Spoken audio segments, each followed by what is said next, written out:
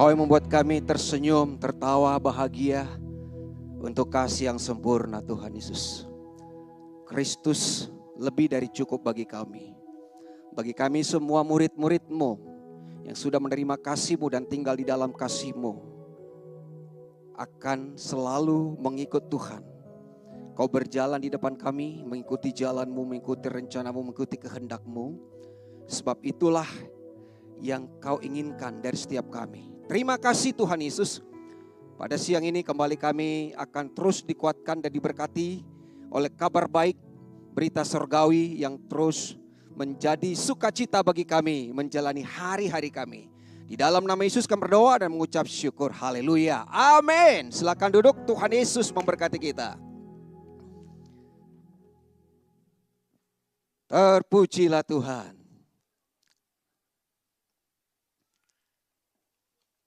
Sebab hari ini adalah hari yang baru yang Tuhan jadikan bagi kita untuk tetap bersyukur dan bersukacita. Dan hari ini kita terus lagi diberkati oleh kebenaran firman. Karena firman itu kekal adanya dan firman itu adalah Tuhan sendiri. Dan puji-pujian tadi telah menghantarkan kita untuk lebih lagi bisa memahami akan kasih Tuhan di dalam kehidupan saudara.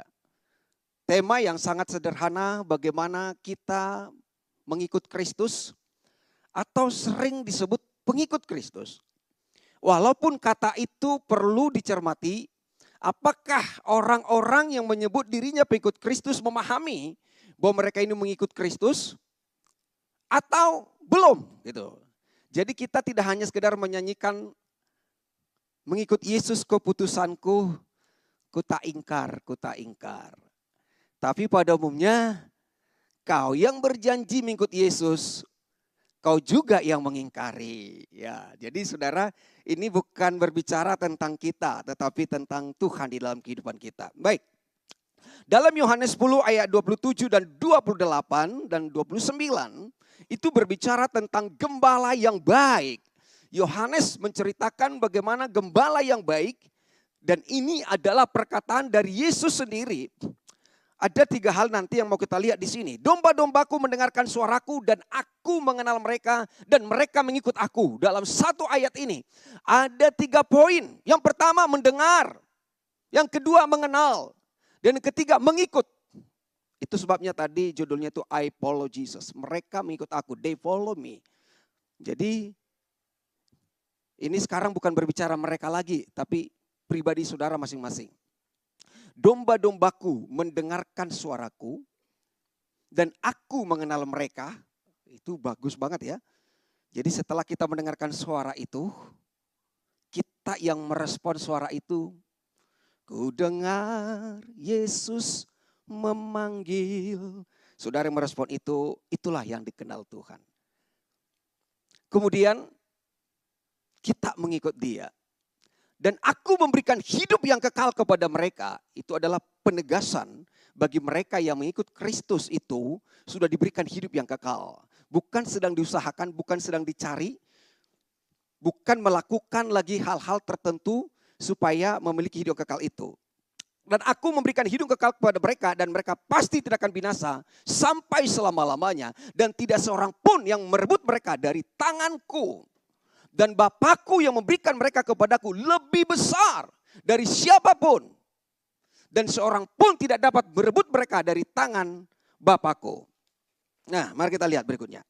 Di dalam Yohanes 10:27 tadi bahwa domba-dombaku, slide berikutnya, ya, udah dijelaskan sama Pastor Hongki ya. Ketika Petrus menyangkal Yesus 3 kali, lalu Yesus bertanya kepada Petrus 3 kali juga. Ternyata pertanyaan pertama itu gembalakanlah dombaku, tapi anak domba ya. Rawat, pelihara, beri makan dan minum. Tapi kalau di sini bukan anak domba, benar-benar sheep ya. Jadi ketika Yesus mengatakan di sini domba-dombaku mendengarkan suaraku, itu berbicara adalah murid-murid. Ya.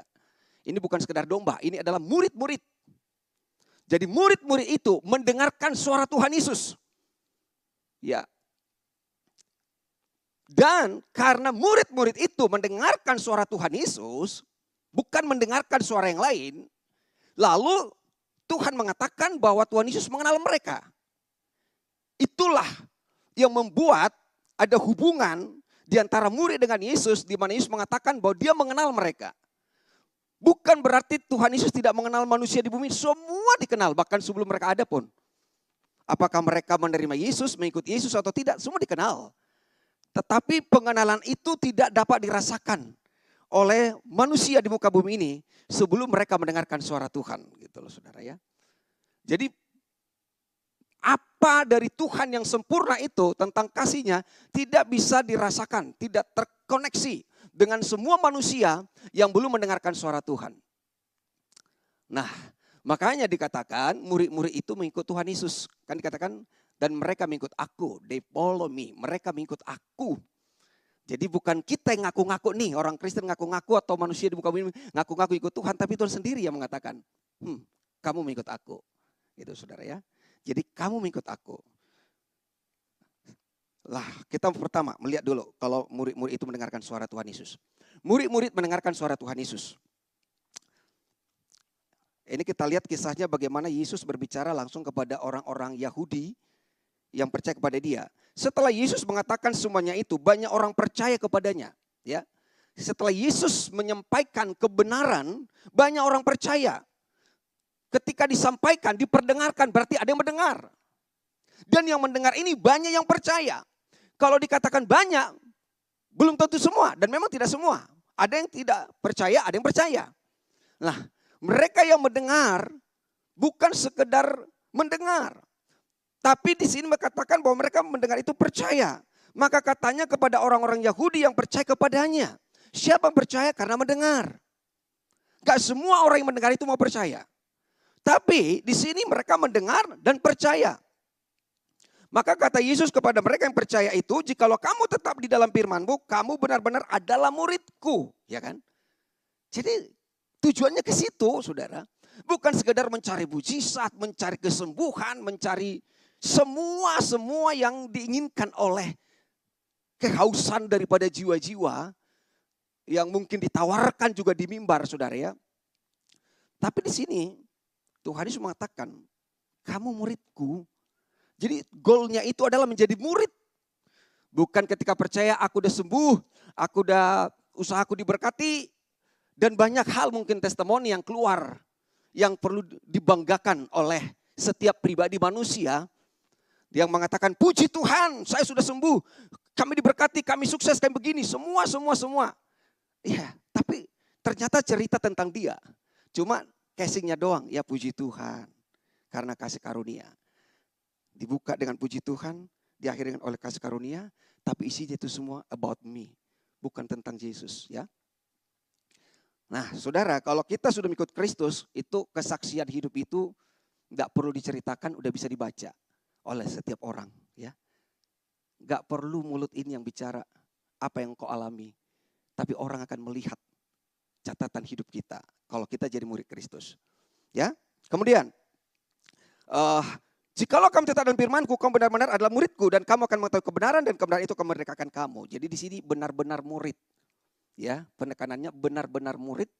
Berarti ada orang yang murid, sekedar murid dan benar-benar murid. Dan di House of Grace ini adalah benar-benar murid. Amin. Ya, jadi benar-benar murid. Kalau yang sekedar murid ya banyak murid, saudara. Murid siapa? Murid pendeta A, murid pendeta B dan segala macam, ya. Nah, dan murid-murid itu juga pada akhirnya hilang juga, mengundurkan diri juga. Saudara gak tahu di mana cerita mereka. Ada 500, ada 70. Tapi kalau saudara benar-benar murid seperti Petrus, Yohanes, maka itulah yang benar-benar disebut pengikut Kristus. Nah, benar-benar murid itulah yang mengikut Kristus, ya. Benar-benar murid itu yang disebut pengikut Kristus, saudara. Pengikut Kristus itu adalah benar-benar murid. Yang disebut pengikut Kristus itu, mereka itu mengetahui kebenaran. Nah, sudah mengetahui kebenaran. Bukan sok tahu kebenaran. Tapi mengetahui kebenaran. Kebenaran siapa? Kebenaran Tuhan. Bukan kebenaranku, bukan kebenaran agama. Oke. Nah, karena setiap organisasi agama pasti membanggakan dong perjalanan hidup mereka, histori mereka gitu ya. Bagaimana semua itu terjadi. Lalu siapa bapak gerejanya gitu ya, siapa foundernya, ya paling ke situ larinya saudara ya. Tapi itu kebenaran Tuhan saudara, bukan kebenaran agamawi. Dan orang yang mengetahui kebenaran itu, dia itu mengalami kemerdekaan. Jadi tidak dibelenggu lagi.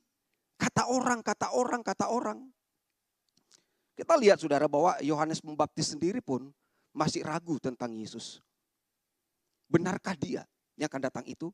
Sekalipun dia sudah dinubuatkan bahwa Yohanes itu yang persiapkan jalan bagi Yesus gitu. Nah, merdeka dari pengajaran nabi-nabi palsu dan agamawi. Nah itu aja saudara ya. Itulah yang dimaksudkan Kristus kepada orang Yahudi yang percaya itu. Kamu benar-benar muridku kalau kau tetap tinggal di dalam firmanku, di dalam kebenaranku, di dalam aku, mengikut aku gitu saudara. Jadi kamu tidak lagi mendengarkan nabi-nabi palsu dan ajaran-ajaran agamawi saudara. Nabi-nabi palsu itu adalah yang menyimpang dari kebenaran firman Tuhan. Nabi palsu itu menyimpang dari kebenaran firman Tuhan. Sementara agamawi itu adalah yang mengandalkan kekuatan perbuatan bayar harga kita. Ini fokusnya kepada saya. Itu ajaran agamawi. Nabi palsu itu ya saudara dibawa dalam halusinasi. Tuhan berbicara kepada saya. Di sini ada seorang wanita. Padahal banyak di sini wanita. Saudara ya, jadi kita tidak di situ lagi ya.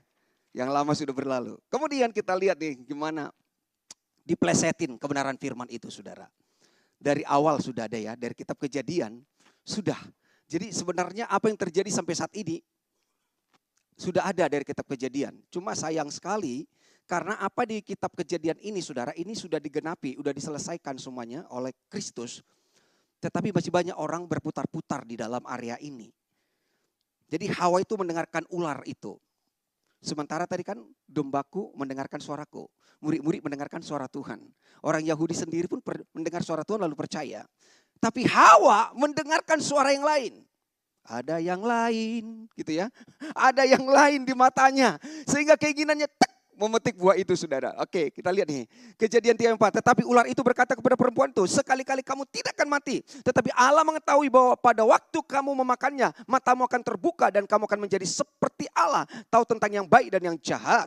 Perempuan itu melihat bahwa buah pohon itu baik untuk dimakan dan sedap kelihatannya. Lagi pula pohon itu menarik hati karena memberi pengertian. Lalu ia mengambil dari buahnya dan dimakannya. Dan diberikannya juga kepada suaminya yang bersama-sama dengan dia. Dan suaminya pun memakannya. Jadi siapakah yang didengarkan Hawa? Bukan Tuhan. Kita gak bisa mendengarkan dua-dua. Kalau bisa mendengarkan dua-dua itu ya itu namanya mix ya. Jadi dengarkan Tuhan, dengarkan juga nabi palsu dan agamawi. Nah Hawa ini saudara mendengarkan suara bukan dari Tuhan. Perkataan bukan perkataan Tuhan. Dan siapa yang didengarkan itulah yang dipercayai. Dan siapa yang dipercayai itulah yang diikuti. Maka di sini jelas bahwa Hawa percaya kepada iblis itu dan mengikutinya. Mengikutinya untuk memakannya. Sekalipun bahwa itu adalah pemutarbalikan fakta ya. Menyelewengkan daripada kebenaran firman Tuhan.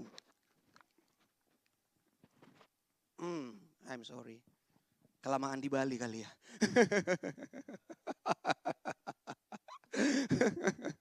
Ya. Baik saudara. Jadi Hawa mengikuti iblis. Itu loh. Jadi Hawa gak mengikut Tuhan lagi.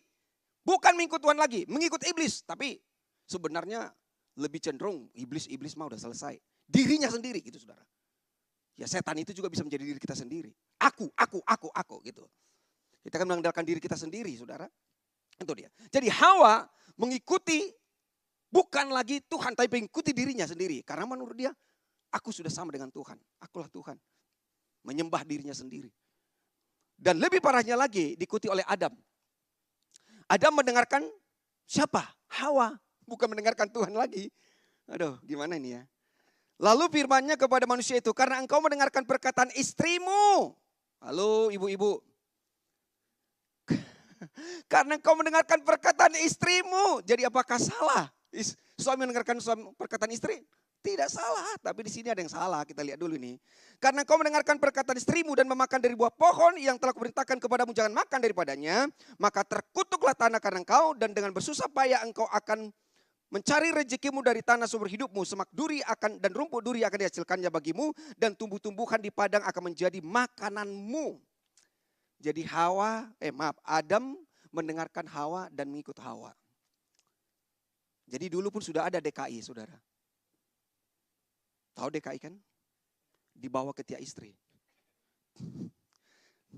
Jadi suami pengikut istri. Kalau dulu ada sinetronnya ya, suami-suami takut istri. Kalau di si Hauge enggak nih. Malah senang banget sama istrinya. Oke, tidak apa-apa ya saudara. Jadi Adam mengikut Hawa. Adam dan Hawa bergantung pada pengetahuan tentang yang baik dan yang jahat. Nah di situ awalnya saudara ya.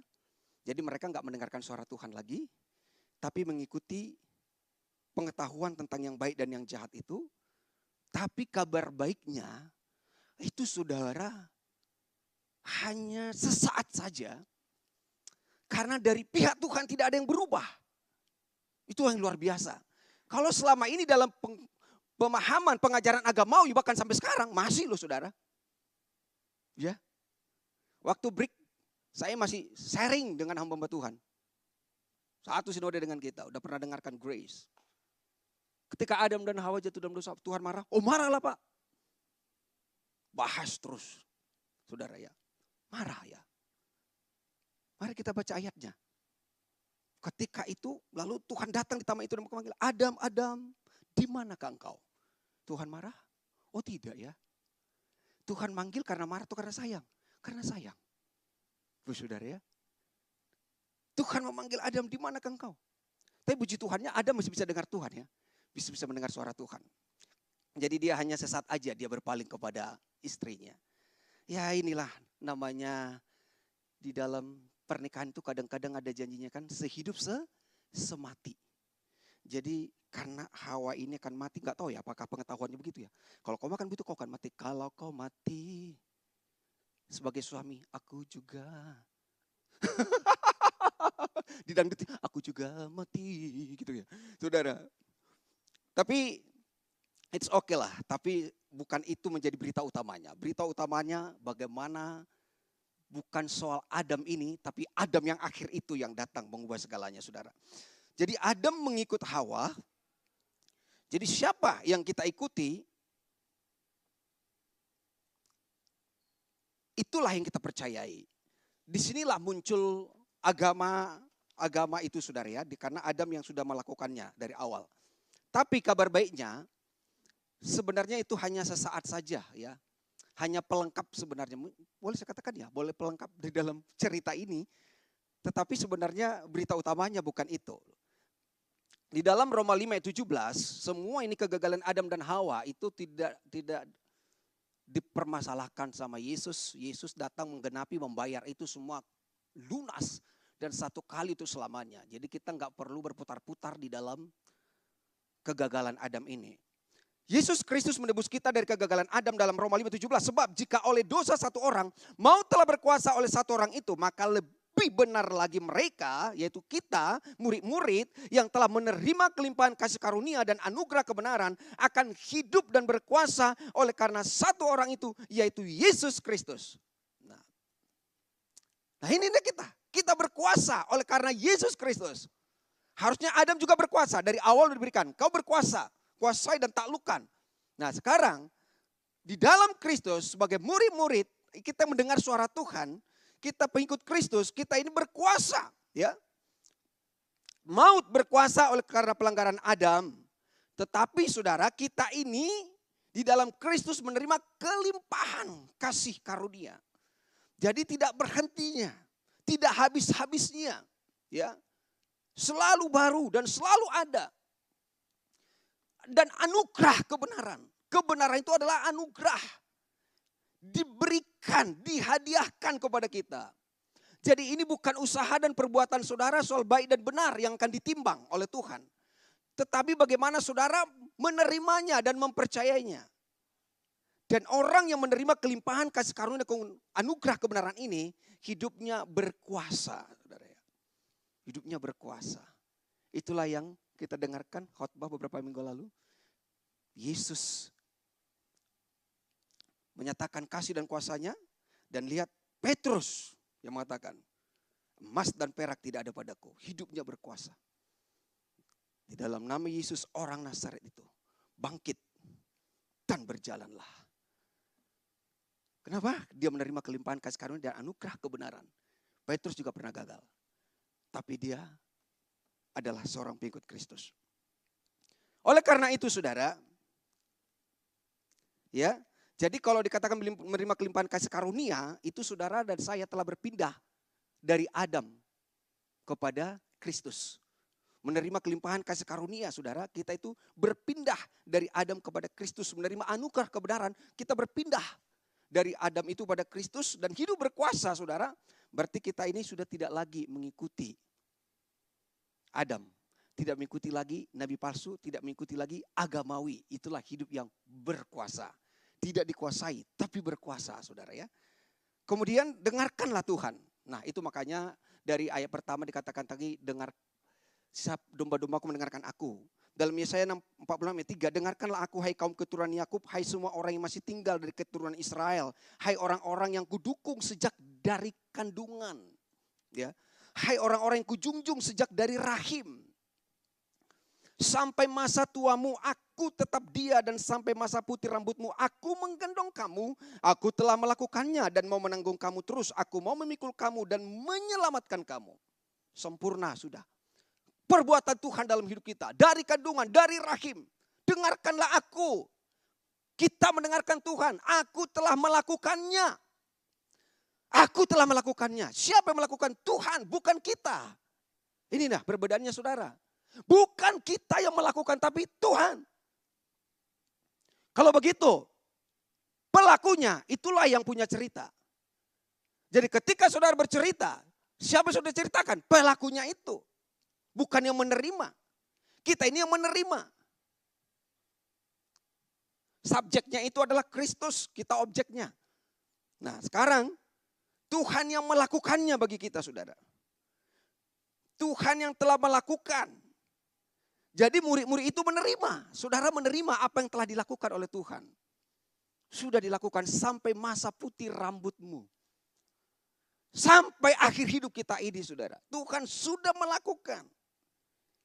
Oleh karena itu, jangan lagi dengarkan nabi-nabi palsu. Walaupun kelihatannya itu hebat. Sepertinya punya karisma dan lain sebagainya saudara ya. Jangan lagi dengarkan nabi-nabi palsu dan jangan ikuti ajaran agamawi. Ajaran agamawi, saudara yang berjuang untuk setia. Saudara yang berjuang untuk melakukan. Ya, waktu saya dulu terjun baru pelayanan, lagu yang mendoktrin saya untuk terjun pelayanan tidak melakukan apa-apa adalah kerja buat Tuhan selalu manis, biar pikul salib selalu manis, membuang diri di ladang Tuhan saudara, membuang diri. Jadi seolah-olah yang melayani itu adalah orang-orang buangan. Jadi enggak, ya kita membuang diri, saudara. Didoktrin. Padahal siapapun di dalam Alkitab kita sudah dengar, bukan hanya Petrus ya. Mereka ada kok di sana wanita-wanita yang memang businesswoman. Ada Lydia penjual kain ungu dari Tiatira, dia juga pengikut Kristus. Ada Yohana bendahara, dia juga pengikut Kristus, bahkan mensupport pelayanan Yesus dan murid-murid saudara. Jadi yang disebut pengikut Kristus itu bukan mereka yang terjun hanya melayani atau tinggal di bait Allah gitu ya. Itu bahasa agamawinya. Kemudian itu yang pertama. Jadi soal murid kita sudah selesai. Itulah domba-domba, mendengar suara Tuhan. Saudara, di sini kita selalu mendengarkan suara Tuhan, kebaikan Tuhan. Nah, kemudian yang kedua, selain murid-murid mendengar suara Tuhan, bahwa murid-murid itu dikenal oleh Yesus. Jadi Tuhan Yesus mengenal murid-muridnya. Bukan banyak orang mungkin mengatakan dia mengenal Tuhan. Tapi pertanyaannya apakah Tuhan mengenal mereka? Apa yang menjadi indikator bagi seseorang mengatakan dia mengenal Tuhan? Mungkin karena perbuatan-perbuatannya. Di dalam melayani, nanti akan kita lihat ayatnya. Tapi sekarang bagaimana itu Tuhan mengenal murid-muridnya dalam 2 Timotius 2:19. Tetapi dasar yang diletakkan Allah itu teguh dan meterainya teguh dan menterainya ialah Tuhan mengenal siapa kepunyaannya. Dan setiap orang yang menyebut nama Tuhan hendaklah meninggalkan kejahatan. Apa lagi hubungannya ya? Mengenal kepunyaannya terus meninggalkan kejahatan. Nah, di sini saudara, Tuhan mengenal siapa kepunyaannya. Artinya Tuhan mengenal murid-muridnya. Kita semuanya murid-muridnya. Tuhan mengenal kita. Kenapa Tuhan mengenal kita? Karena kita mendengarkan suaranya. Percaya ya. Dan kita gak mau mendengarkan lagi suara nabi palsu dan agama itu. Kita mendengarkan suara Tuhan, maka kita dikenal Tuhan. Ya dong, ada komunikasi, ada hubungan. Kemudian meninggalkan kejahatan itu apa sih? Bukan korupsi lah, kemalasan lah. Itu semua hanya butir-butir daripada kejahatan itu. Tapi esensinya saudara, meninggalkan kejahatan. Saudaraku, kita meninggalkan ajaran nabi-nabi palsu dan agamawi. Itulah kejahatan di mata Tuhan. Ya, emang kejahatan apa yang dilakukan Adam dan Hawa? Ia mengikuti nabi palsu dan agamawi. Emang ada selingkuh Adam? Ada korupsi? Ada melakukan pelanggaran? Tidak ada saudara ya. Nah, jadi kita jangan berputar di dalam hal-hal yang seperti itu. Jadi inilah Tuhan mengenal kepunyaannya karena kita sudah mendengarkan suaranya dan saudara tidak lagi mendengarkan nabi palsu dan agamawi, maka kita dikenal Tuhan. Nah, sementara ada orang yang merasa mengenal Tuhan karena mereka melayani. Coba lihat, melayani tapi Tuhan Yesus tidak mengenal mereka. Nah gini, banyak ini sekarang. Masih viral beginian sudah. Di TikTok di mana-mana melakukan banyak ini. Titipan doa dan minyak urapan, angkat tangan, beri. Dalam 2-3 hari ini Tuhan akan kembalikan 100 kali lipat. Nah lihat saudara. Matius 7:22. Pada hari terakhir banyak orang akan berseru kepadaku, Tuhan, Tuhan, bukankah kami? Panggil Tuhan, Tuhan, Tuhan, bukankah kami? Siapa? Kami. Aku. Bukan Tuhan kan? Aku tuh. Bukankah kami? Nah itulah agamawinya. Itulah nabi palsu itu saudara. Aku, kami. Bukankah kami bernubuat demi namamu? Nabi palsu. Dan mengusir setan-setan demi namamu. Dan mengadakan mukjizat demi namamu. Nah ini dia saudara. Ini yang dilakukan mereka saudara ya. Kelihatannya ini bagus sekali ya. Dan memang nubuat gak ada yang salah. Tapi nubuat yang mana? Mendengar mukjizat. Nah.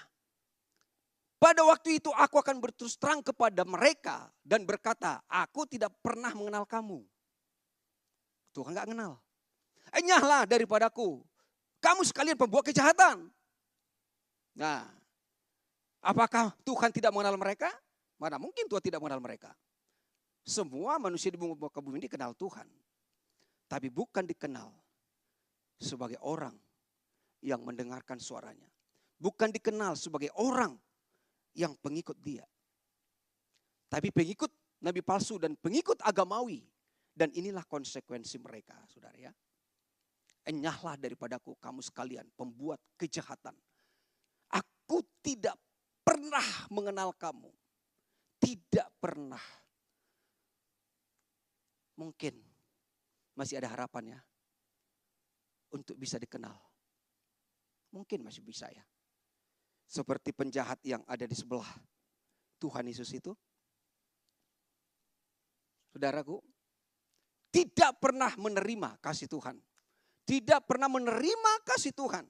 Tidak pernah mau tinggal di dalam kasih Tuhan. Bagaimana dia mau tinggal? Orang belum menerima. Kan Tuhan katakan, jikalau kamu tetap tinggal di dalam firman-Ku, di dalam kebenaran Tuhan, mendengarkan suaraku, maka kamu benar-benar murid-Ku. Kenapa? Karena mereka ini justru mengikuti pengajaran nabi-nabi palsu dan agamawi. Dan mereka juga lah nabi-nabi palsu itu. Dan pemimpin agamawi itu. Jadi saudara gak ada dibanggakan. Bukan itu yang menjadi indikasi bagaimana kita dikenal Tuhan. Nabi-nabi palsu itu memalsukan firman Tuhan. Tadi saya katakan bahwa agamawi ini ya. Itu seperti ahli Taurat, orang Farisi yang sudah tinggi pengetahuannya. Tapi tidak mengalami kasih Tuhan. Oke, poin terakhir. Murid-murid mengikut Tuhan Yesus. Pertama tadi, mereka mendengar. Dan mereka yang mendengar suara Tuhan itu dikenal Yesus.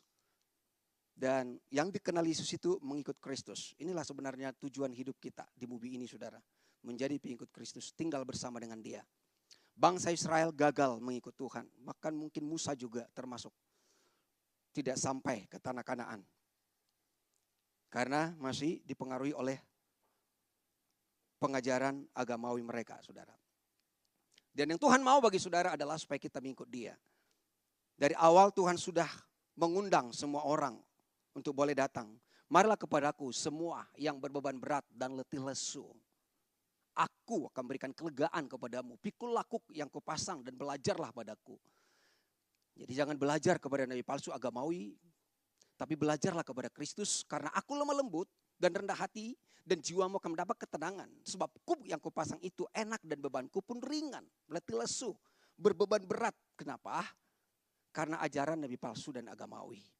Ini bukan karena sekedar susahnya hidup. Beban berat bukan sekedar itu ya. Walaupun itu bagian poin-poin berikutnya. Dan marilah kepadaku. Mari. Jadi kalau kita mari berarti saudara bergerak dong, berpindah ya. Marilah. Kalau Pak James saya panggil misalnya nih, Pak James mari kemari, pasti dia datang. Berarti ngikut saya gitu loh. Marilah kepadaku, itu saja kok Tuhan bilang. Marilah kepadaku. Marilah, dengarkan aku. Marilah ikut aku. Belajar kepadaku. Kau sudah capek selama ini. Dengan semua permulaan yang kau lakukan itu. Tapi kamu akan gagal. Kamu stres, depresi, kecewa, marah, pecah sana, pecah sini. Salahkan sana, serang sana, serang sini saudara ya. Dan kalau kita datang kepada Yesus mendengarkan suara Tuhan. Maka kita menerima kelegaan, tenang. Kelegaan dan ketenangan. Di mana kita dapat ketenangan dan kelegaan? Kepuasan, satisfy. Hanya di dalam kasih Tuhan. Sama seperti perempuan yang berzina itu saudara. Ketika semua ahli Taurat orang Farisi pergi, tidak ada yang menghukum dia. Aku juga tidak menghukum engkau. Aku mengasihimu. Aku mengampuni. Dengarkan aku, ikut aku. Maka dia mengalami ketenangan dan kelegaan. Ketika dia pergi dengan satu kehidupan yang baru. Yang sudah dia terima dari Tuhan, saudara. Nah, orang pertama yang mengikut Kristus itu, dia akan mendapatkan ketenangan dan kelegaan. Dan itu bukan yang sementara sebenarnya. Ya, karena Kristus itu sendiri sudah ada di dalam kita. Baik, saudara. Kita lihat lagi murid-murid mengikut Tuhan Yesus. Dalam Yohanes 6 ayat 67. Maka kata Yesus kepada ke-12 muridnya, apakah kamu tidak mau pergi juga? Jawab Simon Petrus kepadanya, Tuhan, kepada siapakah kami akan pergi? Perkataanmu adalah perkataan hidup yang kekal. Dan kami telah percaya dan tahu bahwa engkaulah yang kudus dari Allah. Ini tesnya kepada Petrus dan murid yang lain. Apakah kamu masih mau mendengarkan yang lain? Tidak mau pergi? Masih banyak di sana pengajaran yang mungkin lebih heboh gitu. Tapi jawaban Petrus itu saudara, kepada siapa kami akan pergi? Siapa? Tidak ada lagi. Tidak ada lagi yang mempesona kami. Perkataanmu adalah perkataan hidup, tidak ada lagi perkataan yang lain. Walaupun perkataan agama itu sepertinya lembut, seperti memberikan janji-janji.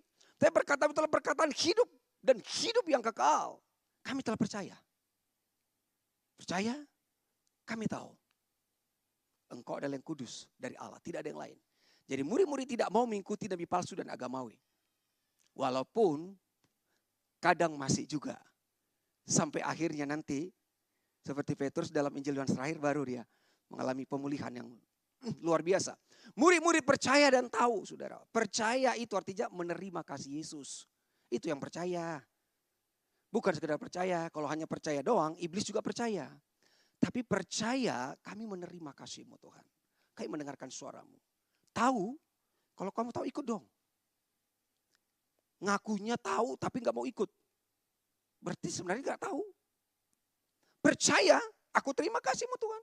Tahu, aku ikut Engkau. Tidak ada lagi yang aku ikut. Itu makanya, I follow Jesus, aku ikut Engkau.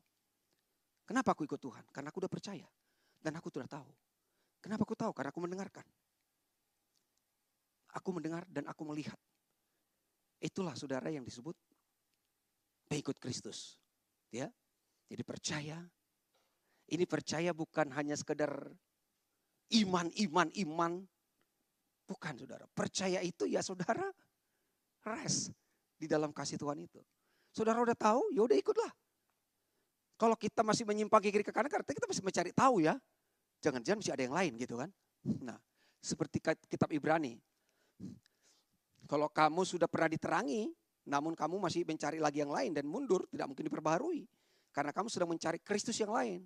Dan tidak akan ada lagi Yesus yang akan disalibkan gitu saudara. Nah, kalau sudah percaya, berarti kita sudah menerima kasihnya.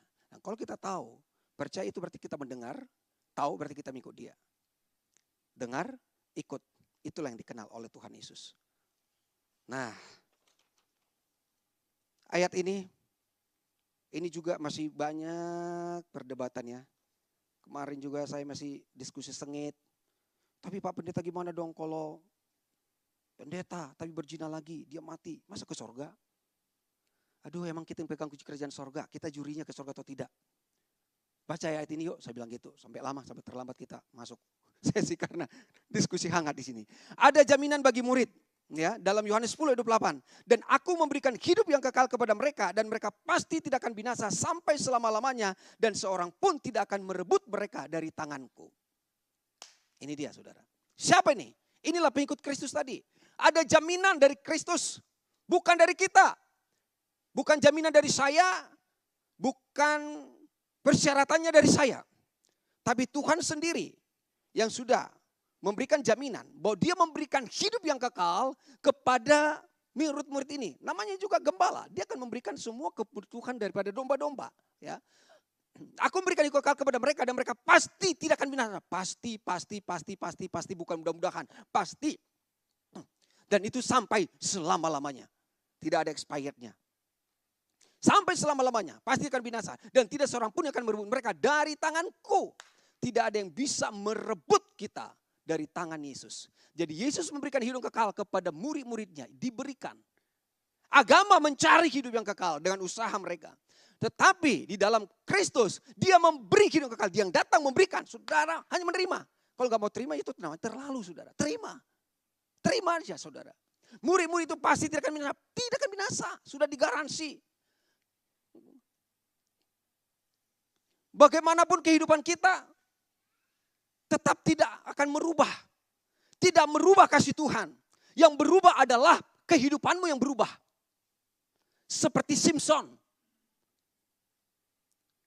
Kita bisa susah. Kita bisa menderita. Karena konsekuensi perbuatan kita. Tetapi dari Tuhan tidak ada yang berubah. Dia tidak menyesali kasih karunia-Nya. Apa yang sudah diberikan. Itu tetap menjadi milikmu. Hanya saja. Apakah saya dan saudara mau mengikut dia untuk mengalami ketenangan dan kelegaan ini di dalam hidup kita yang sementara di muka bumi ini? Atau kita hanya berputar-putar, pindah sana, pindah sini, dengarkan sana, dengarkan sini, ikut seminar sana, KKR sini, dan muter-muter terus tanpa kita pernah menerima kebenaran sesungguhnya? Itu tergantung keputusan masing-masing saudara. Dari Tuhan mengatakan, tidak ada yang bisa merebut mereka dari tanganku. Bukan kita yang pegang Tuhan, tapi Tuhan yang pegang kita. Makanya gak perlu peganglah tanganku, jangan lepaskan. Sesungguhnya kita menghina Tuhan. Tuhan gak pernah melepaskan engkau, engkau yang selalu melepaskan Tuhan. Ya, perhatikan lagu-lagu di sini kan selalu tidak ada yang tentang diri kita, tapi itu tentang Kristus. Nah kemudian dikatakan lagi saudara sini. Murid-murid pasti akan binasa dan tidak akan ada yang bisa merebut murid-murid dari tangan Yesus. Dari kasih Yesus. Coba tampilkan lagi sekali lagi. Dan Yesus yang pegang murid-muridnya ya. Yesus yang pegang murid-murid itu. Gak ada yang bisa merebut kita dari tangannya. Dari kasihnya, tidak ada. Gak bisa saudara. Anda coba keluar, kemana kau pergi? Gak akan bisa. Daud sudah mencatatnya. Aku mau pergi ke dunia orang mati, mau pergi kemana, mau terbang kemana saja pun. Seandainya aku punya sayap, terbang-terbanglah aku. Tetap aja gak bisa lari dari hadapan Tuhan. Di sana Tuhan selalu akan menemukan saudara.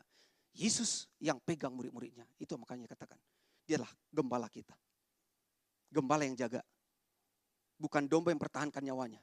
Tapi gembala yang memelihara domba-dombanya. Kemudian dalam ayat 29. Oke, baik. Yesus mengatakan lagi, Bapakku yang memberikan mereka kepadaku lebih besar daripada siapapun. Dan seorang pun tidak dapat merebut mereka dari tangan Bapakku. Coba gimana? Ini jaminannya saudara. Kita punya Bapa yang baik. Tidak ada yang bisa merebut kita dari tangan Yesus. Tidak ada yang bisa merebut kita dari tangan Bapa.